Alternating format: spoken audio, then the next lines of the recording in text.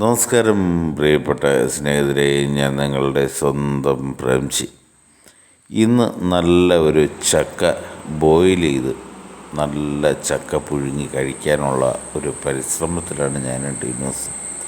നല്ല മഴയുള്ള ദിവസങ്ങളിലൊക്കെ ചക്ക കിട്ടുവാണെങ്കിൽ ഒരു നേരം രാത്രി അത് പുഴുങ്ങി അങ്ങനെ കഴിക്കുക ഒരു പതിവാണ്. നല്ല ആവിയിലങ്ങനെ പുഴുങ്ങി എടുത്ത് വെച്ച് നല്ല ചമ്മന്തിയും നല്ല ചട്നിയൊക്കെ കൂട്ടി, നല്ല കാന്താരി മുളകിൻ്റെ ചമ്മന്തിയൊക്കെ കൂട്ടി കഴിക്കാൻ വളരെ വളരെ രുചികരമാണ്.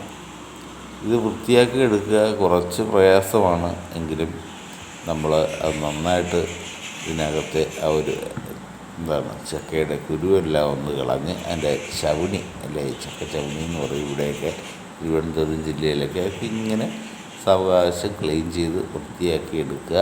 ഇത് സാധാരണ ഇപ്പോൾ ഈ പുതിയ തലമുറയിലുള്ള വ്യക്തികളൊന്നും ഇതൊന്നും ചെയ്യാനായിട്ട് ഇരിക്കുക അവർക്ക് വളരെ പ്രയാസമാണ്.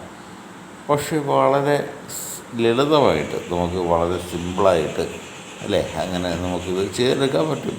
കുറച്ച് സമയം മതി ഇതിനെ ഒന്ന് ക്ലിയറാക്കിയൊക്കെ എടുക്കാൻ. പിന്നെ പറമ്പിൽ നല്ല കാന്താരി മുളകുണ്ടെങ്കിൽ അതും ചെറിയ ഉള്ളിയും നമ്മുടെ നാടൻ മാങ്ങയൊക്കെ ചേർത്ത് നല്ലൊരു മാങ്ങാ ചമ്മന്തിയും തേങ്ങയും കാന്താരിയും ചെറിയ ഉള്ളിയൊക്കെ ഇട്ടൊരു തേങ്ങാ ചമ്മന്തിയും നമുക്കിതിന് കൂടെ കഴിക്കാൻ നമുക്ക് തയ്യാറാക്കാം.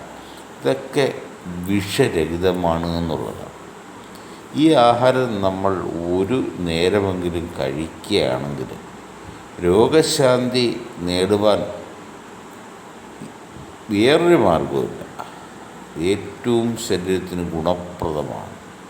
പക്ഷേ എല്ലാ സീസണും ഇത് കിട്ടാത്തത് കൊണ്ട് അതാത് സീസണിൽ ഈ ചക്ക നമുക്ക് ഈ ചക്കയുടെ ആ ഒരു വിളവ് നമുക്ക് കിട്ടിക്കഴിഞ്ഞാൽ ആ സീസണ് വിളയുന്ന ആ ചക്ക മാക്സിമം നമ്മളത് മുതലാക്കി കഴിക്കാൻ ശ്രമിക്കുക എന്നുള്ളതാണ്.